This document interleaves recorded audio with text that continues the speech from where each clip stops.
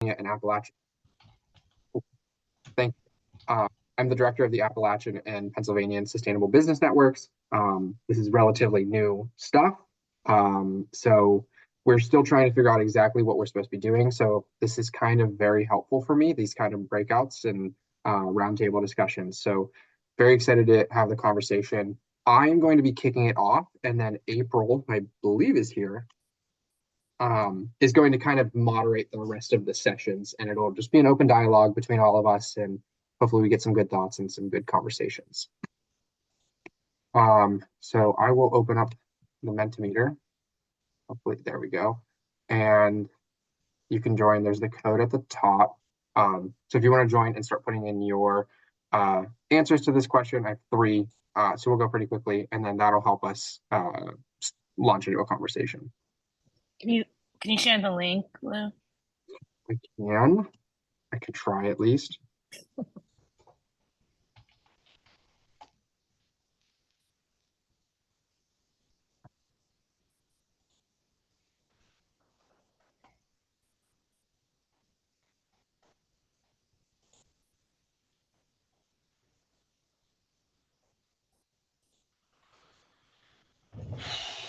April, if you want to introduce yourself while we're doing this.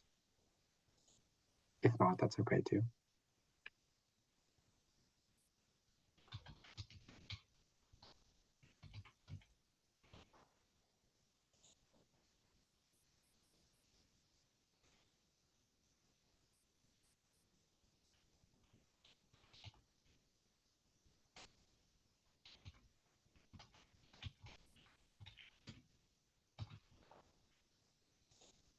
I'm seeing lots of diverse answers, which is good, I think. Means we're going to have a good conversation today.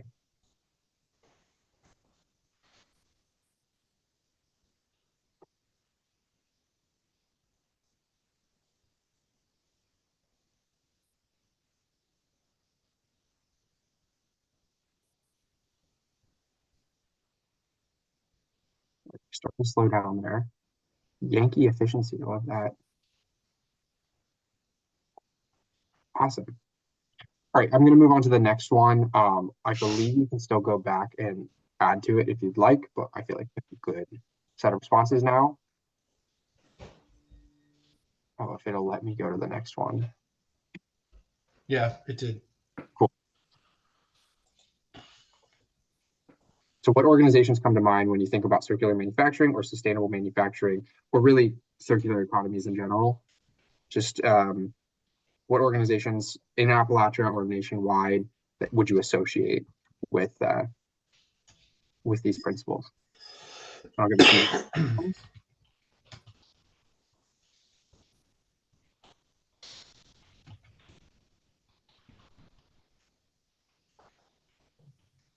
And if you don't have an answer, that's fine too, because hopefully we'll be getting some answers by the end of this conversation.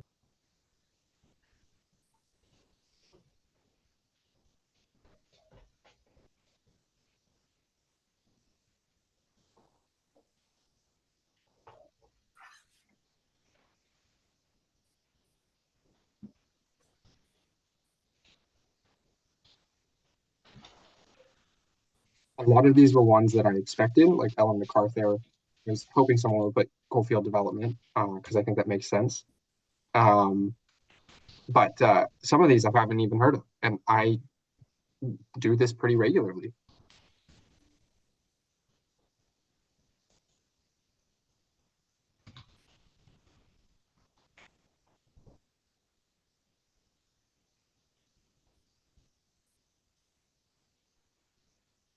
I'm also new to Mentimeter, so I'm excited that this is working out pretty well.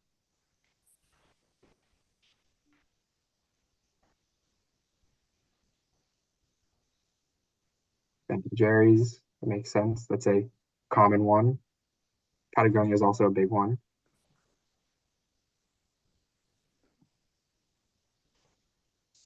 Best Buy. Patagonia again.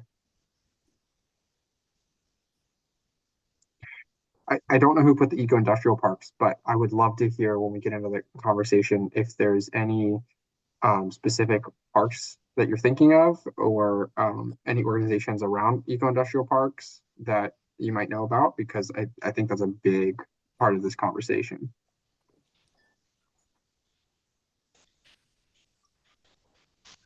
And we seem to be slowing down, so I'll give it another 30 seconds or so to get your answers in, and then we'll move on to the final one, I believe, and then we'll open it up for discussion.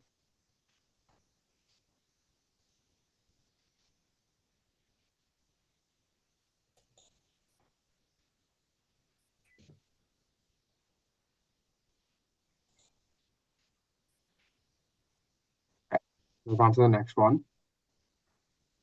All right. What would you say is the low-hanging fruit in the region for a circular economy? So what would we tackle first in terms of largest impact with lowest input?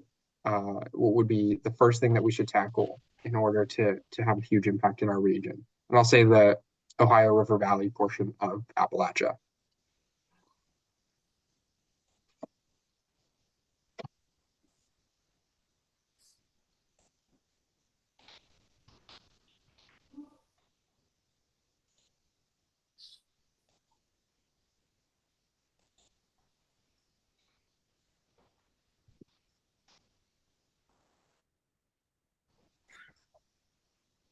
Yeah, I'd love to hear more in the discussion what partnering effectively with higher education would look like, and like also what is an example of good agricultural supply chain? How do we tackle that?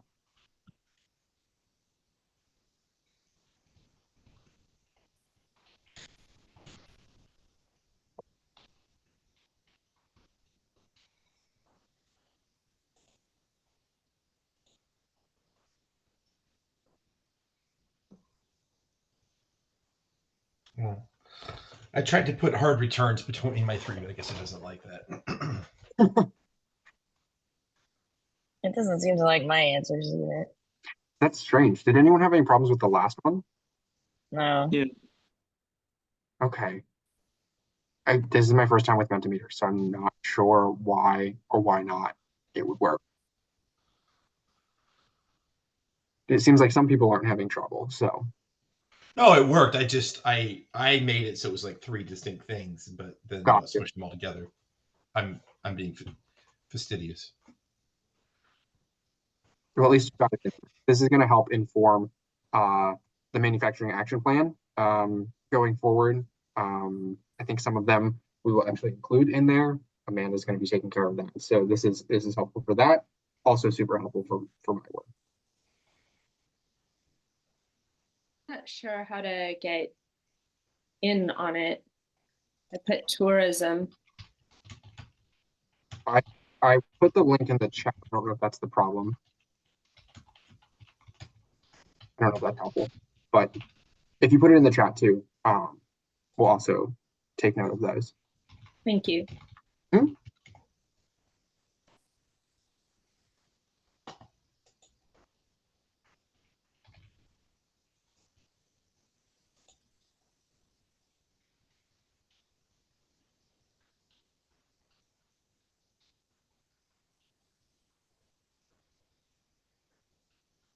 Biodiesel and cooking oil. I think I know who put that in there. It was me, actually. Oh, really? That's not what I expected. Awesome. I'm glad more than one person is thinking about that.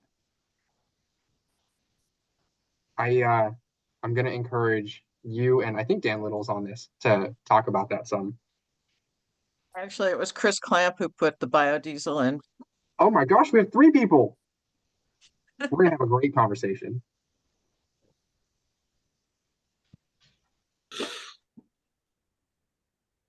Awesome. Okay, well, I'm gonna wrap this up soon so we can kind of get into the conversation. We have about 50 minutes left before they're gonna bring us back into the main room. So I want to leave enough time for everyone to say their pitch and have a good conversation. But I'll give another 30 seconds to make sure everyone gets their responses in that is able to, and then we'll move on.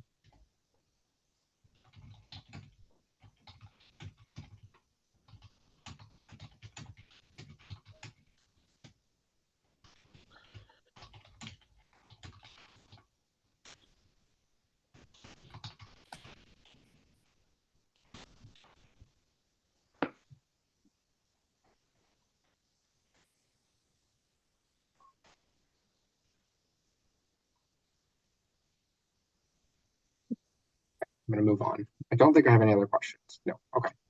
I will stop sharing. And now it is time to have a discussion. So I'm going to I don't have, like I said, let's not get into too deep about what we make. I don't have much guidance for this on purpose. I want this to be kind of a free form discussion about what you guys want to talk about. I don't want to guide it in any way or bias it in any way. I know I can see a few names on here that are going to be very outspoken about what they're passionate about. So that's good. I think we're gonna have a great conversation there. I think April, if you are in here, actually I don't see you. Yeah, if you want to introduce yourself, because you're going to help facilitate this going forward. Yeah, sure. And I'm going to put some boundaries on it a little. So as a moderator, hi, I'm your moderator, Dr. April Niver, and I'm the Economic Development Director for U.S. Congressman Matt Cartwright. And I love joining these because ReImagine Appalachia offers tremendous resources and information on the various things that I think are of interest to the communities that I represent on behalf of Congressman Cartwright. And then also just help create a community, a collaborative, professional community of people who are working together, and we can share our joys and our sorrows and our ideas and inspire each other to do more and good things. So, no negative Nancy's, just we want positive Pollyannas.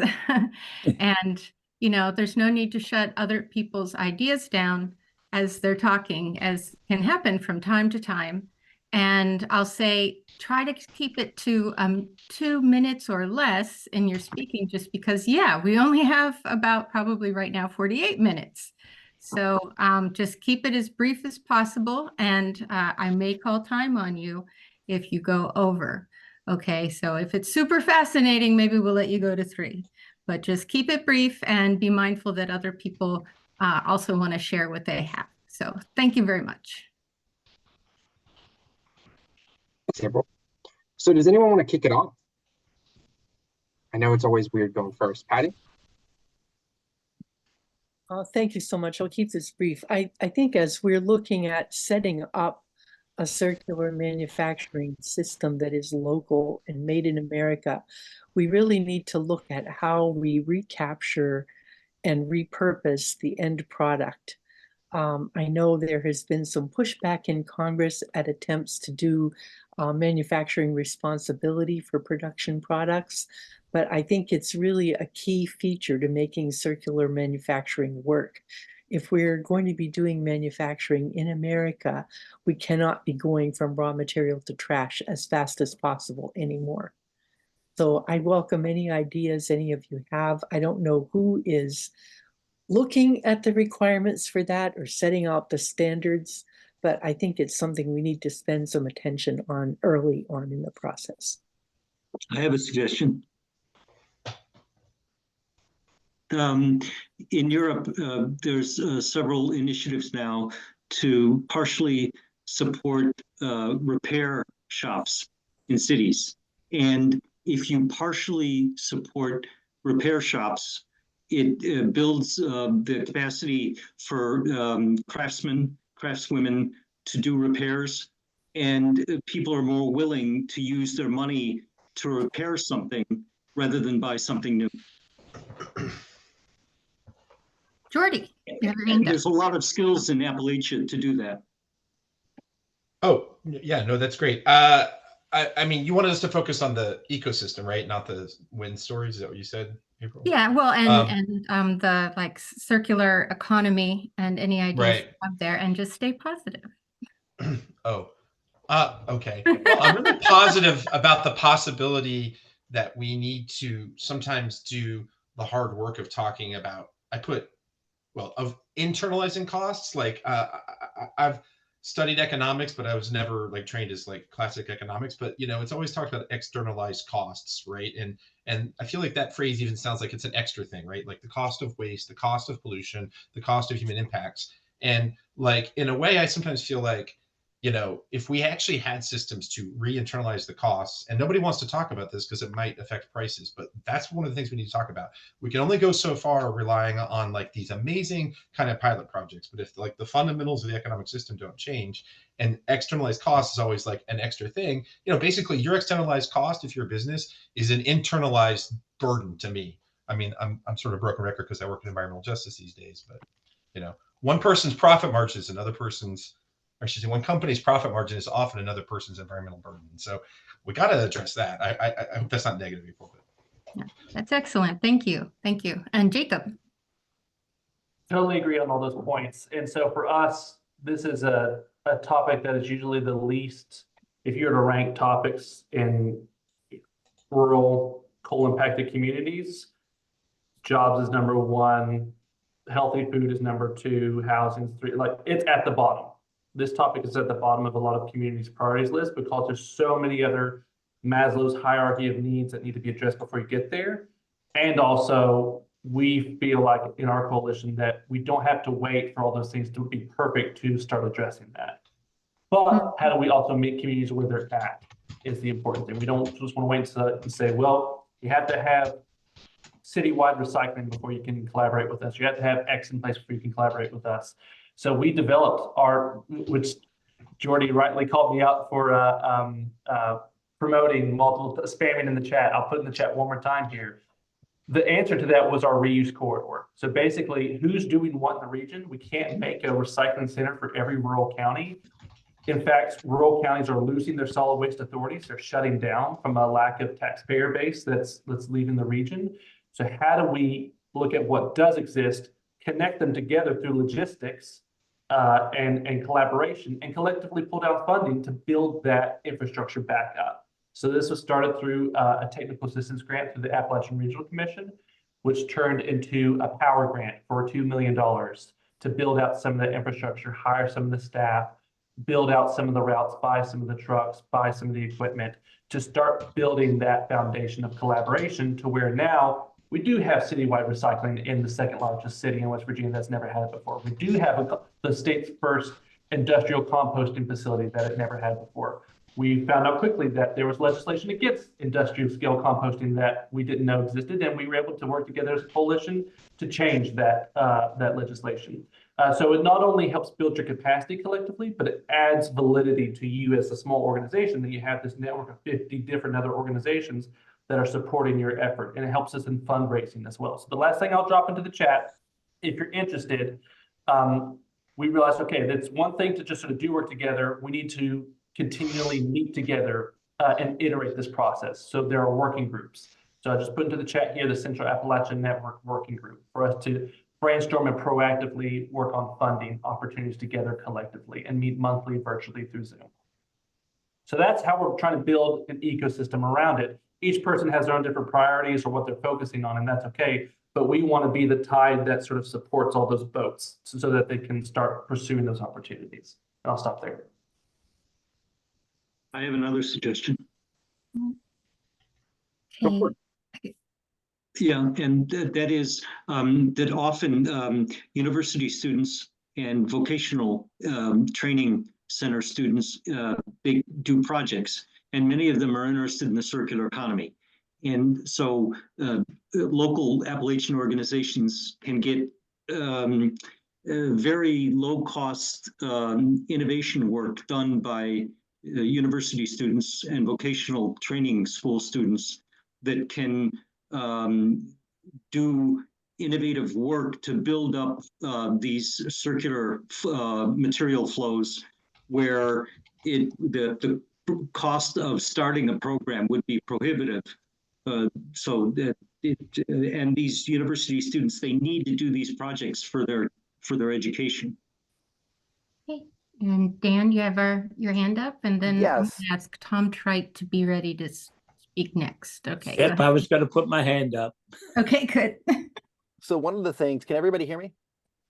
Yes. So one of the things that I and my organization involvement is interested in exploring is how do we build economic incentives and disincentives outside of existing policy structures to enable these systems to happen these circular economy systems to happen regardless of whether or not there's political will to allow them to happen. So I think like thinking outside of sort of our existing policy structures and even a little bit out of our existing monetary structures to create demonstration projects, to create new ones, is a very important thing that we have to do, because it helps build community sovereignty and community control over our resources, which may not be inherent in our current political structures.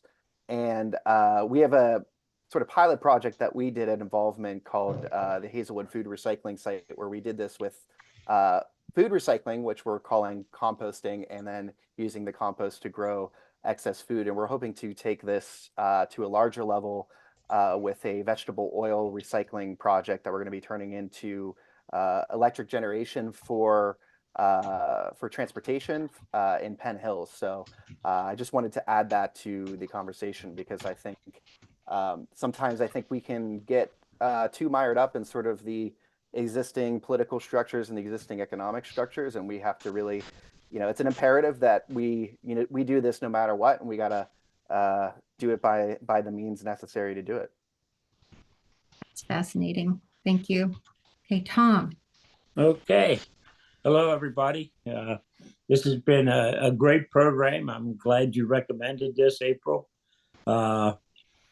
I'm the CEO of Vital Plain Science Research, which is a 501c3. And we were fortunate enough to receive an NSF grant as the Pennsylvania Industrial Hemp Engine. And what we saw is Pennsylvania at one time, and this whole area of Appalachia can be a great area to grow hemp. And but attempts have been made, and there wasn't a real good coordination. So the farmers grew the product, didn't have a place to process it, or if they did have a place to process it, didn't have anybody that was buying the product. So we've been working to bring in industries, and I think we're up to about 20 that we're talking to already that want to potentially either already located here, ended up getting hemp from overseas and bringing it in because they couldn't find enough here to get their needs or find the quality. So we've been working on from seed to finished product, getting everybody lined up, getting the farmers lined up that can grow, finding what strains the manufacturers need and developing that, and then having the manufacturers that know that they're going to be getting the right product. And if they do, now the farmer knows that when he plants this, he's going to have the product that the manufacturers need, and creating the processing. And the other area that we're really focused on is STEM programs, which is the science and engineering, and developing those programs so that we develop people within this industry to be able to go into the production, go into the labs, and go into the various jobs that are created by the manufacturers. And we're getting great response. Time will tell, but I'm very confident that we have a lot of great people involved, and certainly looking for more people and more manufacturers and farmers that can come into this group and really make a difference. And at the same time, we're improving the environment by with hemp, which removes a lot of carbon from the environment, much better than even trees, which is unbelievable. But certainly the products can all be reused, and certainly replace plastics is one of the areas. Certainly biofuel is another piece that will be looked at. It's not a major one because it's fairly expensive to do, but we're looking at how we can advance technology to make that more effective. Thank you. Thank you. Tom, David's got his hand up to go next, so maybe he has something to add on to it. He's also I'm with sure he does. Dave is Yeah. my right-hand Yeah. person, I'll tell you. Yeah, Him and and Dr. Sauer. yeah, and also just wanted to add like tie in with the circular economy goal of like using every part of it, David, while you're also talking. Go ahead. Yeah, April, I just wanted to thank you. I mean, from the start of this today till this conversation, very impressed. A great group of people that are attending. Looking forward to a lot of follow-up to include people in the engine, like Tom said. A couple things I think is the part of the nice thing about the hemp, the whole plant's usable. You know, we call it what we're trying to develop is a seed to sell model. But in between that, there's a lot of, you know, the bioplastics, you know, the remediation that Tom talked about, the converting of these old coal plants that I heard today, because we got Keith Harvey, where we can use the hemp pellets, burning them, putting the power back in the grid. So there's a lot of great opportunity. Looking forward to working with this group, April. And if anybody wants to know more about the engine, we'll put in the website there, and, you know, please reach out, participate. I think workforce development is a big key. STEM education that Tom talked about. So all those things I think have to go hand in hand when you're building out the circular economy. And, you know, looking forward again, April, to more of these conversations. I think they're very valuable and very enlightening to learn about a lot of what people are doing. And I think it fits into this initiative that we're working on. Yeah, thank you. Okay, Megan's got her hand up. Go ahead, Megan. Hi, sorry, my camera isn't working. So, but I'm Megan Ziegler. I work for Green Building Alliance. One thing that I did want to just kind of let people know is that through the Appalachian Regional Commission, we did receive a grant specifically looking at the supply chain for construction materials, and working with West Virginia Extension and Vantage Venture out of WVU, and Bright and Youngstown Business Incubator out of Ohio. So it's kind of, yes, it is a kind of tri-state planning grant, but one of the big things that we're doing right now is just mapping what is being made. And then hopefully the idea is that we start to see where those synergies might be. So obviously, you know, tracking a lot what's happening with hemp, tracking a lot what's happening with building materials and different stuff. So obviously reach out if anyone knows of companies that are doing good work that we should make sure that we know about, because there is kind of some surveys and engagement that's going to be happening over the next year. So thank you. Except this has been great today, by the way. Thank you. Yeah, I hope you'll drop that link in the chat. Thank you. And Lou, how are we doing on time? We have about 30 minutes left. Oh, that's great. Sarah.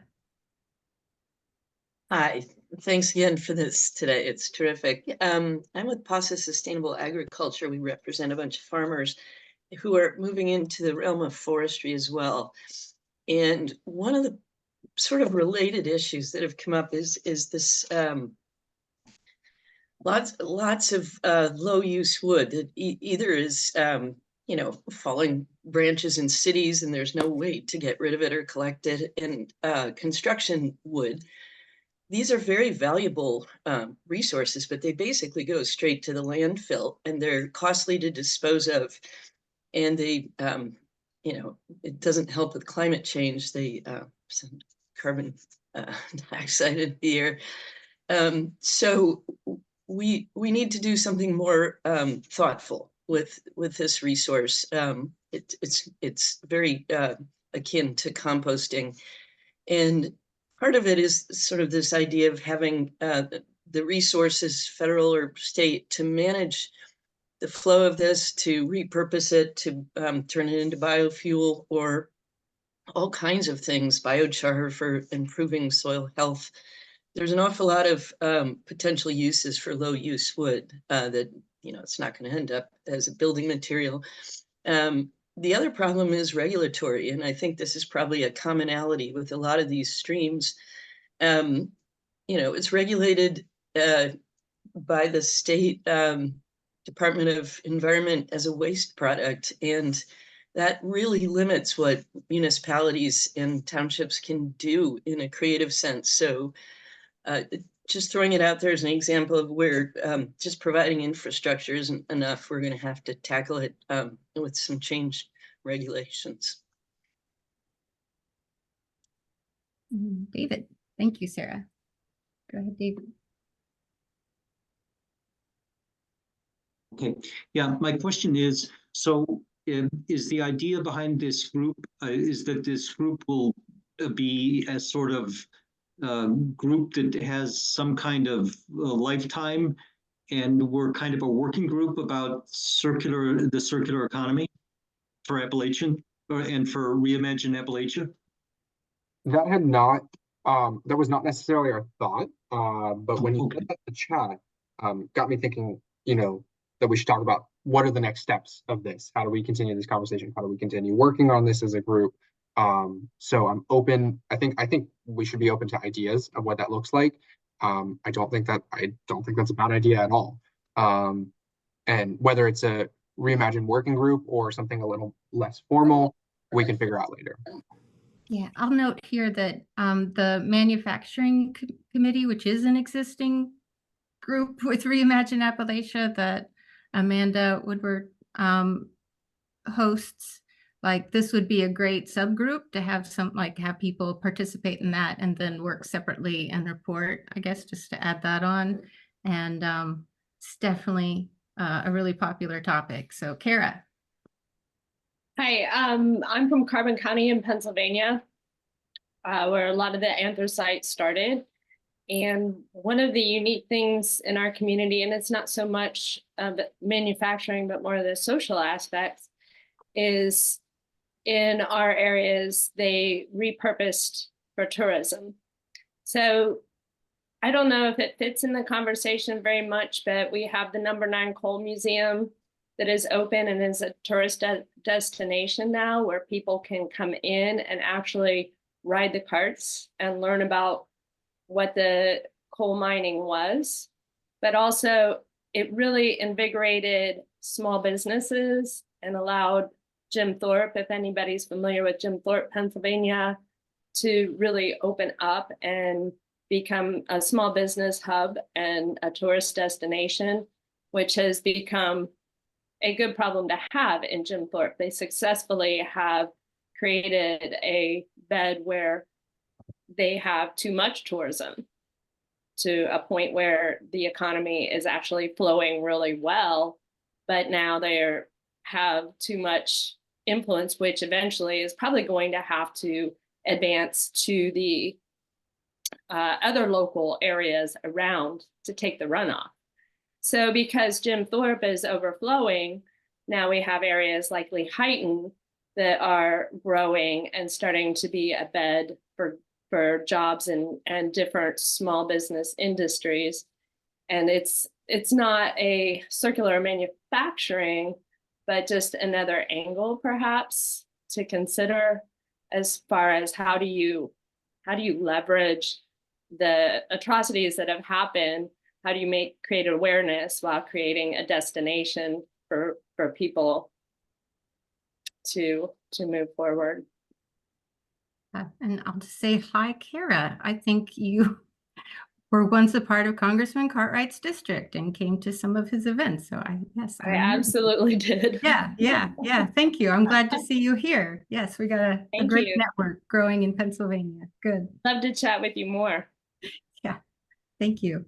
Okay, and we've got J. Todd Nesbitt up next.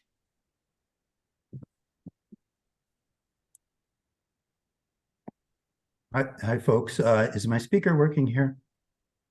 Yes. Yeah. Yeah. Okay. Great. So yeah, wonderful opportunity to be with all you folks. I'm originally from West Virginia. I now teach at Lock Haven University of Pennsylvania. I'm an economic geographer, and really, I guess you could say I've become a co-op evangelist. I spent the fall in Mondragon in the north of Spain, researching the Mondragon cooperative model. And really, I think one of the best examples of a regional economy, an integrated sort of regional ecosystem that is a circular economy, can be found within the Mondragon model. So without saying too much here about it, I would encourage everyone to take a look at it. I actually put a link in the chat recently to have a look at this cooperative model. And I guess I would say sort of a big picture thought here. I hear a lot of discussion about sort of equity and justice and sustainability. And if you look at the 10 principles of the Mondragon cooperatives, those 10 principles achieve all of these things by default, right?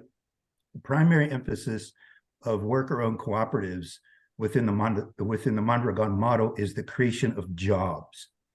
All of the other things that we are discussing here are achieved by default. So I would encourage everybody to have a look at the model and think about how we might apply it to the Appalachian context within all of our various localities. Thank you.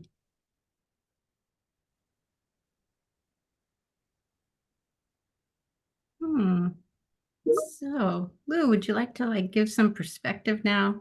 Take a little time to think of this. If no one else has any more comments right now, we could start to work on that conversation of what next. Oh, Patricia DeMarco has her hand up, but Reflect on the comment about setting up circular manufacturing, not having any regulatory infrastructure surrounding it, because this is a huge issue when you're trying to interconnect industries whose output of one flows into the input of another. And we really need to look at what kind of regulatory environment needs to be there in order for that to happen. There are quite a few barriers to this activity being a normal part of business practice.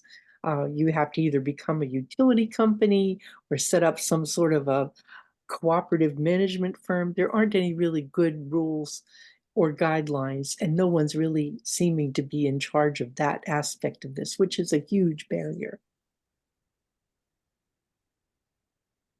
Great point. Also taking note of that. And I don't know if David and Chris are going to follow up to that, but I would love to expand on that after they speak.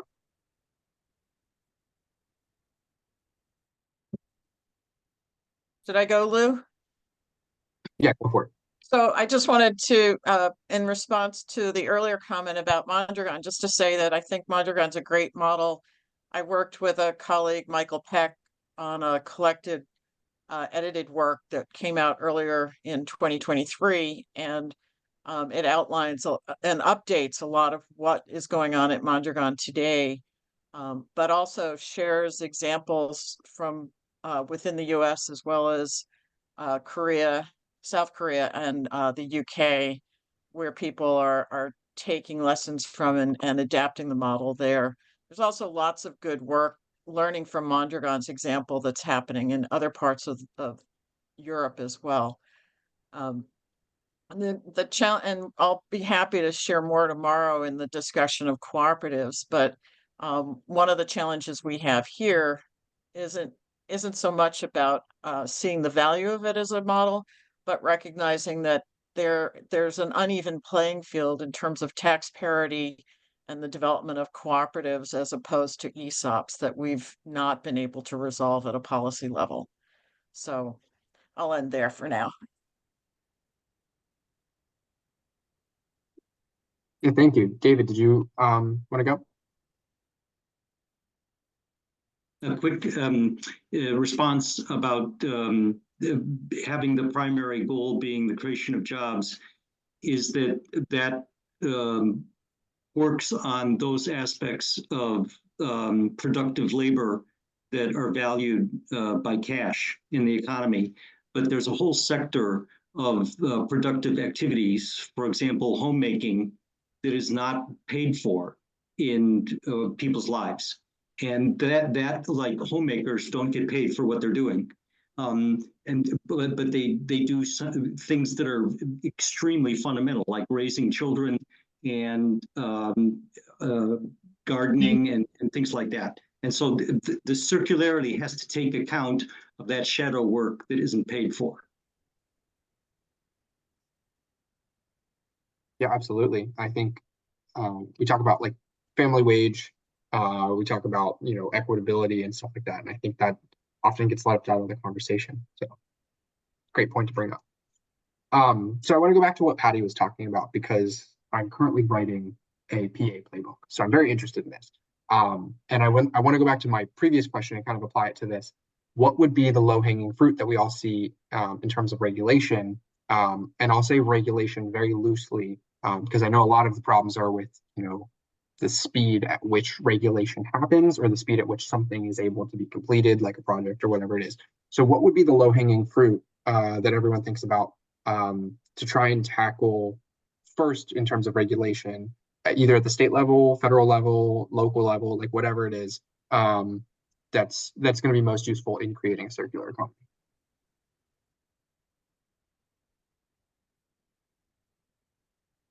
David?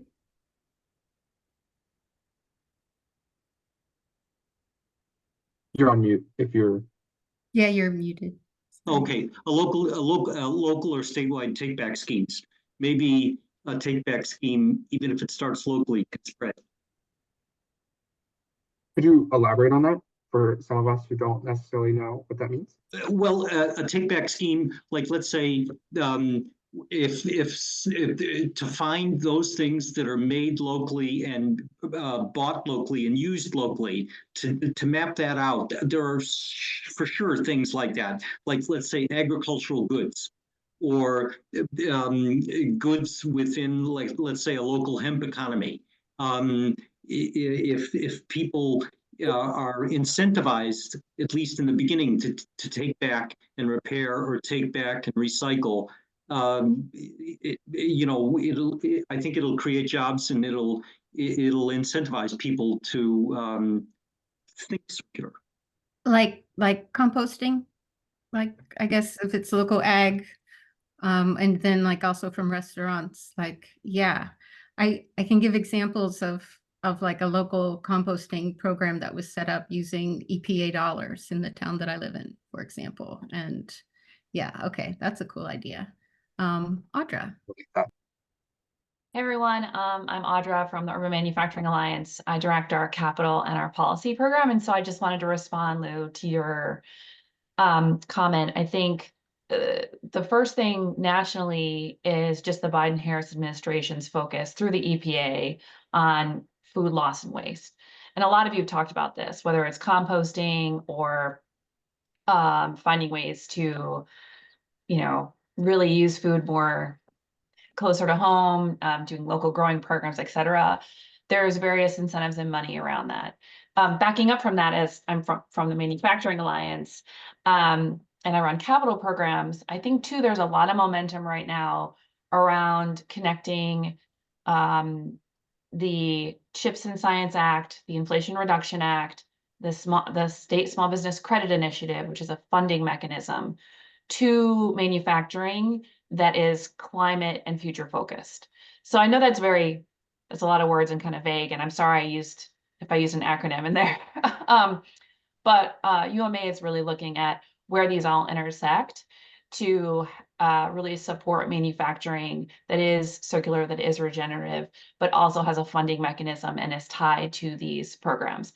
Now, we're apolitical, but I want to, you know, the election that's coming up may change this view, but we as an organization are just focused on this no matter what happens.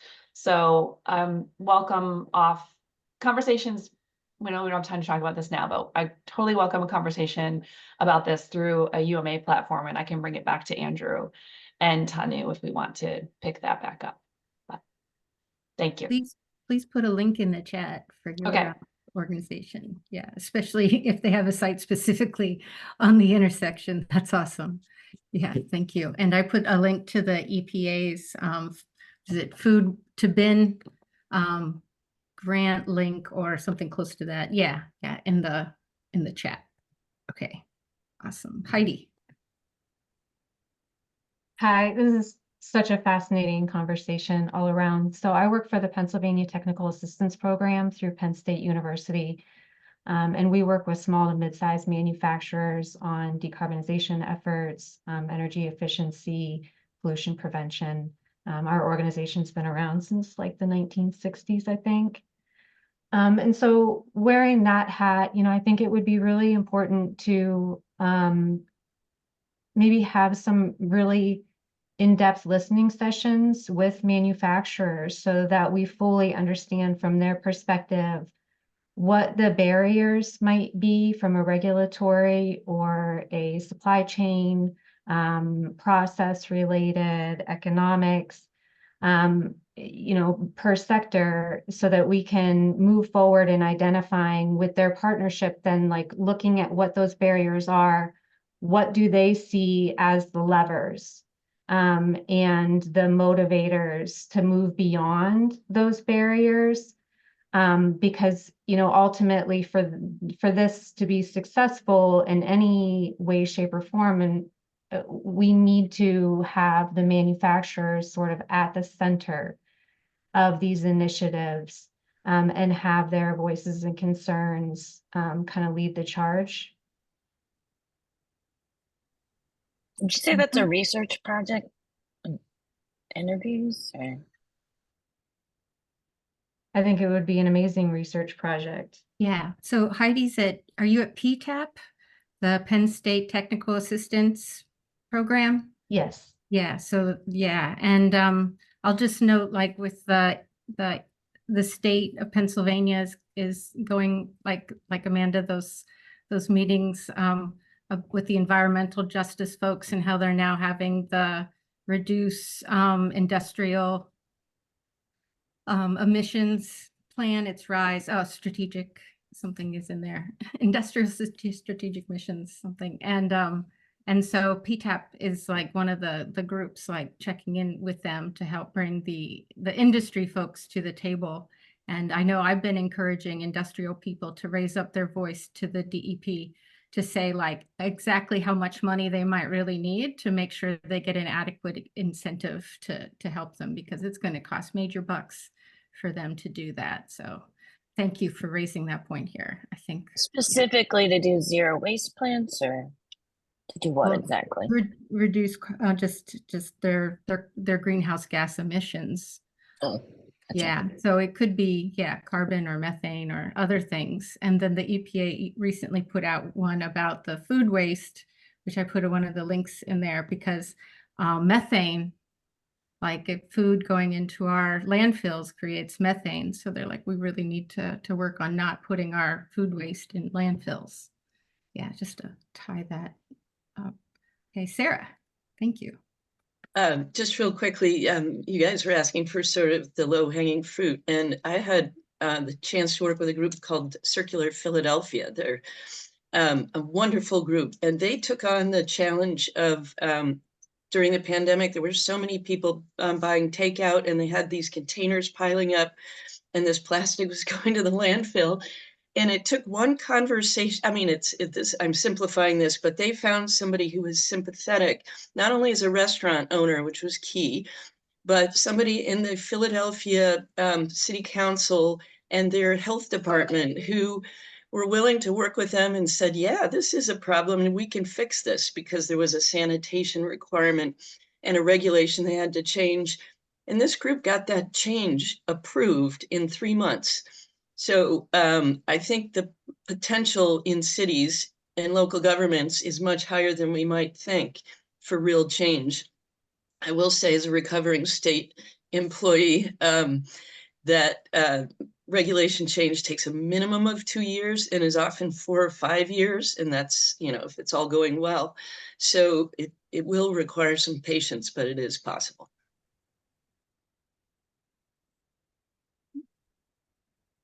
David.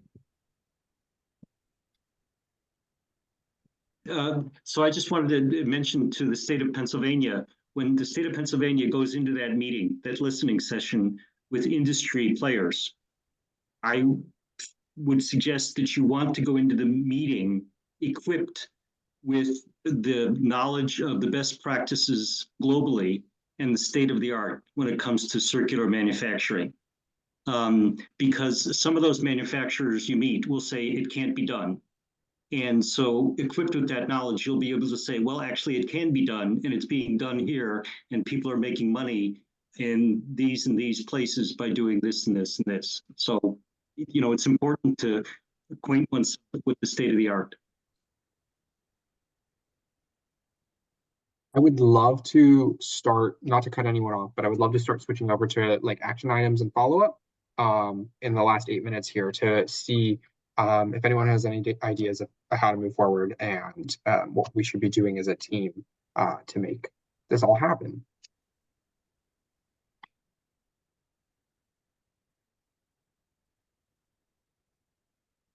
I'd love to see a lot more people come to the manufacturing meetings and share their ideas there. Starters, and Kara? I'm just thinking that it would be great if we had a resource that connected us all instead of having it in the chat, to have all of our information put together that we can work together. I think that expanding our resources together is what's really going to push us into the future. We all have our niche. If we put our niches together, I think we can do amazing things. Like a listserv? Yeah, I agree. a Slack or something. So I guess create a new working group connected on some kind of platform.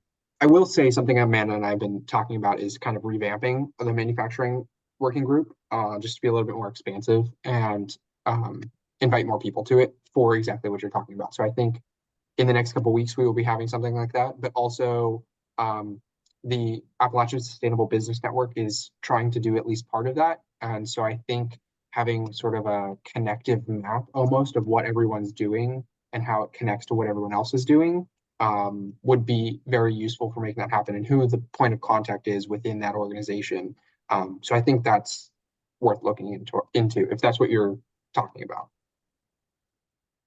Yeah, just a way to keep us connected so that we can expand. I'm all about partnerships, and partnerships have built up a lot of my nonprofits I'm involved with. And I think that we are a great hub of intelligent people that could really get, if we work together, share and move the needle. David. Thank you, Kara. Yeah, I think the person who spoke just now is right, Kara, because once people get connected and they find out what other people are doing, it's called emergent phenomena. From those connections, people will start seeing things to do, and projects and initiatives will emerge out of that. It's a light in the dark path.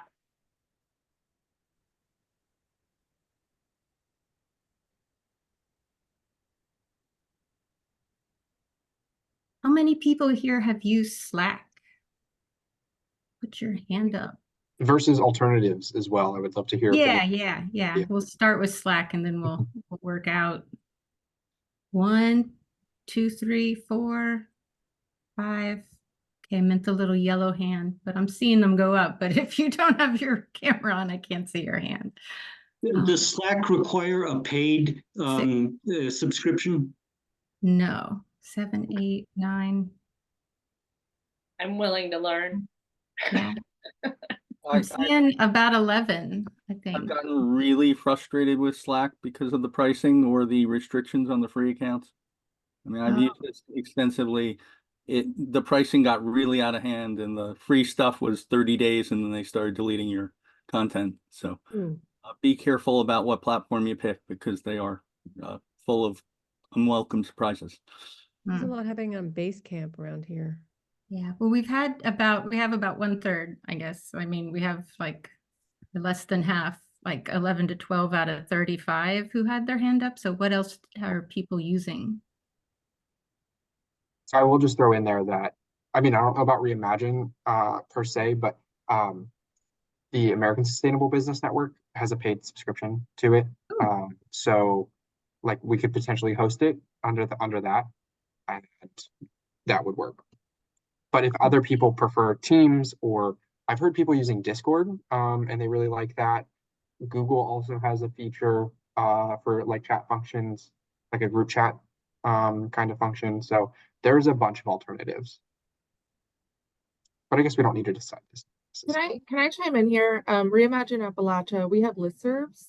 So currently we have 3 listservs through Google Groups, and they're all email based. And I'm sure we'd be happy to host a listserv. Right now we have one just for local government officials, for example. We have another one for communications where we send out our press releases and things like that, or notices. So if there's interest in a Google group that's essentially an email listserv where folks can shoot emails back and forth, we're happy to host that. So just putting that out there. It's pretty simple. Thank you. I think Prasad had his hand up, but he didn't get to say. Did you still want to say something?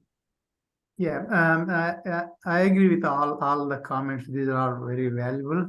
My name is Prasad Jaladi, and I'm from a different part of the country, Texas. I live in Austin. And the thing that I want to bring to the group's notice is I involve in Austin Young Chambers re-pitch program. Through that, we aligned with Austin City, and we're looking at what is going heavily into the landfills, and we are working on those waste materials to come up with circularity models within that, engaging students, entrepreneurs, and public also, so that they can take up this challenge and prevent the flow of these plastics, furniture, whatever that's getting into landfills, so that we could apply circularity principles over there, and the city might fund them also to reduce the burden of dealing with the landfill areas, because we are running out of places in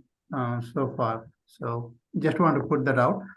Further on, I'm also a mentor there, so we can discuss on all these ideas and come up with a solid solution on anything that we could imagine that is going to be a waste.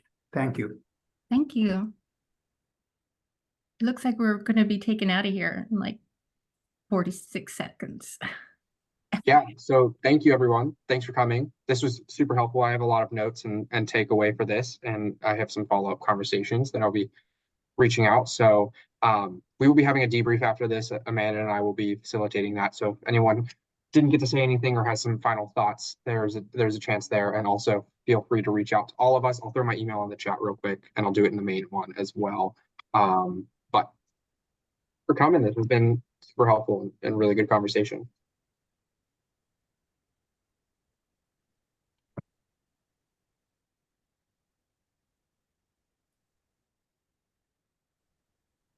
Yeah.